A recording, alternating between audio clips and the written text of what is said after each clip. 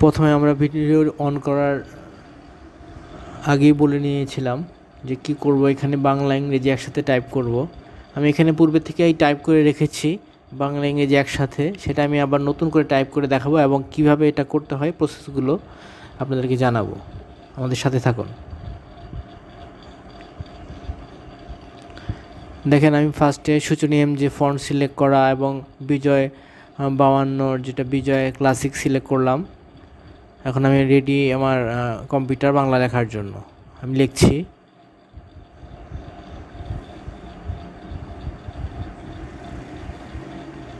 আসলে ভিডিওগুলো বানানোর পিছনে যেটা আমার ইন্সপিরেশন কাজ করে, আমি যেটা কাজ করতে গিয়ে প্রবলেম ফেস করি, সেটাই আমি চেষ্টা করি যে অন্য কেউ যেন এই প্রবলেমটায় না পড়ে। যার কারণেই মানে ভিডিওটা আসলে সিকোয়েন্সিয়ালি হয় না, কিন্তু যেগুলো হয় সেগুলো অবশ্যই আমি মনে করি যেহেতু আমার উপকারে এসেছে আপনাদের উপকারে আসার কথা, সে সমস্ত দৃষ্টিকোণ থেকে আমি এগুলো করে থাকি। এই জন্য যদি কোনো ভুলভ্রান্তি হয়ে থাকে সাজেশন দিবেন এবং আশা করছি ভিডিওটা শেষ পর্যন্ত আপনি আমাদের সাথে থাকবেন। যে আমি বাংলা লিখছি অ্যাজ ইউজুয়াল, যেভাবে বাংলা লিখি সেভাবেই লিখছি আমি। আমার কাজটা হবে, চেঞ্জটা হবে যখন আমি এই বাংলা থেকে আমার ইংলিশ পোর্শন আসবে, তখন চেঞ্জটা কী করতে হয় এটা আমি বলে দিব। ফার্স্টে আমি লিখবো, লেখার পরে আমি এটি কীভাবে করে সেট আপ করলাম সেই জিনিসটা শেয়ার করব। সেক্ষেত্রে আপনার কোনো ফন্ট সিলেকশন করা বা চেঞ্জ করা এগুলো করার প্রয়োজন হবে না। এই শর্টকাট মেথডেই আমি বাংলা ইংরেজি একসাথে লিখতে পারবো।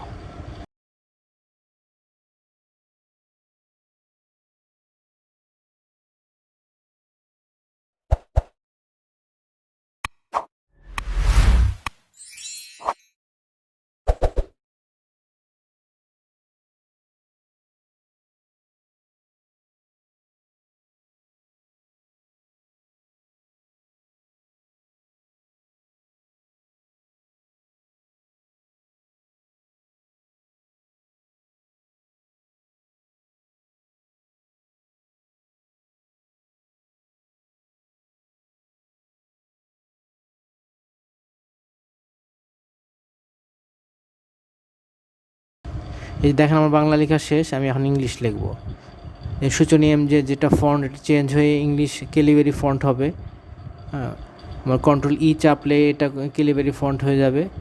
আর বিজয় বাংলা কন্ট্রোল অল্টার বি চাপলেই দেখেন বিজয় ইংলিশ হয়ে গেছে। এখন সূচনী যেটা ক্যালিবারি লাইট হয়ে গেছে। আমি কন্ট্রোল ই চাপলাম, এটা আমার শর্টকাট করা। আর বিজয় তো কিবোর্ড চেঞ্জ করতে আমরা পারি, কন্ট্রোল অল্টার বি। দেখেন আমার ইংলিশ লেখাটা শুরু হয়ে গেছে। আমি এতক্ষণ বাংলা লিখেছি, আমি এখন ইংলিশ লিখছি। আমার কোনো ফন্ট সিলেকশন করা লাগেনি, আমার কোনো কিছু এডিশনাল কিছু করতে হয়নি। যে শর্টকাট যে মেথডটা আমি করলাম, যে কন্ট্রোল ই দিয়ে ইংলিশ ফন্ট সিলেক্ট করে ওইটাকে ইংলিশ টাইপ করা শুরু করলাম, শুধুমাত্র আমার বিজয়কে ইংলিশ করতে হয়েছে কন্ট্রোল অল্টার বি চেপে। আবার যখন আমি আমার বাংলা টাইপ করব, তখন আবার কন্ট্রোল অল্টার বি চাপলে এটাকে আবার বাংলা হয়ে যাবে। তখন বিজয় ক্লাসিক দেখাবে এবং ফন্টও কন্ট্রোল বি চেপে আমি বাংলা করে ফেলবো, বিজয় সূচনী হয়ে যাবে। তখন আমি আবার বাংলা লিখতে পারবো। দেখেন আমি ইংলিশ লিখছি কোনো হ্যাসেল ছাড়া। এরপরে আমি আবার কন্ট্রোল বি চেপে বাংলা সূচনী যে ফন্টটা আনবো এবং কন্ট্রোলটার বি চেপে বিজয় বাংলা করে তারপরে আমার বাংলা টাইপ করব। আশা করছি বুঝতে পারছেন। আরও ডিটেল যেটা বুঝতে পারবেন যখন আমি সরাসরি কীভাবে করে শর্টকাটগুলো তৈরি করলাম সেটা দেখানোর পরে।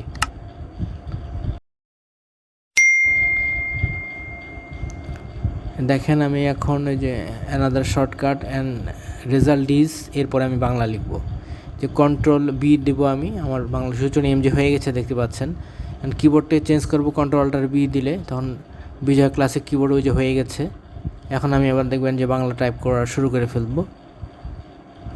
এটাই হচ্ছে টেকনিক, হচ্ছে শর্টকাট টেকনিক। আচ্ছা, এ পর্যায়ে আমি দ্বিতীয় ধাপে যাচ্ছি। আমি এবার ফাইলে যাব, ফাইলে যা অপশনে যাব, তারপরে যাব হচ্ছে কাস্টমাইজ রিবন, তারপর হচ্ছে কাস্টমাইজ। কিবোর্ড শর্টকাট কাস্টমাইজ, এখান থেকে যে অ্যাপিয়ার হবে উইন্ডো, এখান থেকে আমি ফন্ট সিলেক্ট করব। ফন্ট সিলেক্ট করার পরে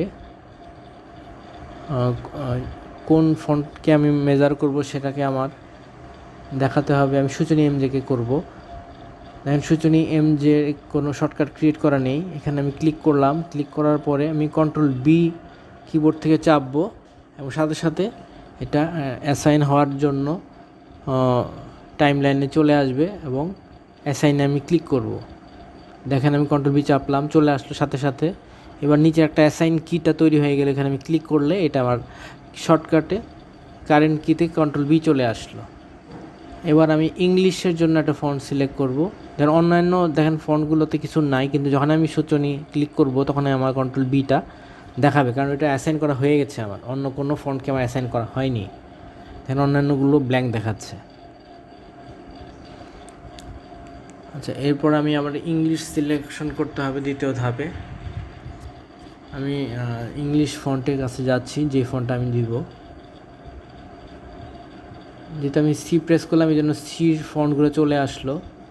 এখানে আমি ক্যালিবারি লাইটটাকে সিলেক্ট করলাম, আপনি যে কোনো ফন্ট সিলেক্ট করতে পারেন। এখানে আমি কন্ট্রোল ই দিব, প্রেস করব যাতে শর্টকাটটা কন্ট্রোল ই দিলে আমার ইংলিশ ফন্টটা চলে আসে। আমি অ্যাসাইন করলাম, তো এখানে অন্য কোনো ফন্টকে আমাকে দেখাচ্ছে না, কিন্তু যখন আমি ক্যালিবারি লাইট ক্লিক করব তখনই আমার ই চলে আসবে। আমি চাইলে এটাকে রিমুভ করতে পারবো, আবার অন্য একটা ফন্ট অ্যাড করতে পারবো বা অ্যাসাইন করতে পারবো। এটা যে যার ইয়ার উপর, যে ফন্ট যে ইউজ করতে পছন্দ করেন সে সেটাকে শর্টকাট করতে পারবেন এবং মাল্টিপল ফন্টকেই আপনি করতে পারবেন। আমি একটি ফন্ট করে দেখালাম আর কি। ঠিক আছে, ক্লোজ করে দিলাম, আমি ওকে দিলাম। এখন আমি যে মেথডগুলো কাজ করেছি সেগুলো এইভাবে লিখেছি এবং যার কারণে আমি বাংলা ইংলিশ একসাথে লিখতে পেরেছি। যেমন আমি সূচনী এমজে এখন আছে এবং কিবোর্ডটা আছে ইংলিশ। আমি ইংলিশ কিবোর্ডকে আমি বাংলা করে ফেলবো কন্ট্রোল অল্টার বি দিয়ে। অ্যাজ ইউজুয়াল বিজয়ের যে কিবোর্ড চেঞ্জ মেথড সেটা। আচ্ছা, আমি ইংলিশ ফন্ট করলাম আর কি, কন্ট্রোল ই চেপে ক্যালিবারি লাইট হয়ে গেল।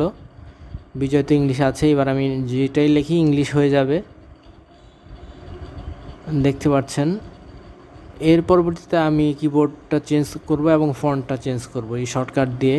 কন্ট্রোল বি দিয়ে বাংলা করলাম, সূচনী এমজে ফন্ট চলে আসলো এবং কিবোর্ডটা আমি কন্ট্রোল অল্টার বি দিয়ে বিজয় 52 বিজয় ক্লাসিক চলে আসলো। আমি এখন বাংলা লিখছি, আমার দেশ লিখলাম বাংলাতে।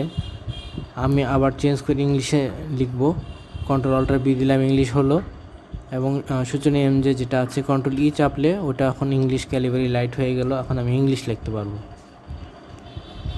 দেখতে পাচ্ছেন আমি লিখছি ইংলিশ, আওয়ার কান্ট্রি। এটাই আসলে মূল সারাংশ। আপনাদের অনেকক্ষণ আমার সাথে থেকে আমাকে সহযোগিতা করার জন্য বা আপনারা উপকৃত হওয়ার জন্য আমার ভিডিও দেখছেন, এই জন্য আমি কৃতজ্ঞ। ধন্যবাদ সবাইকে আমার সাথে থাকার জন্য।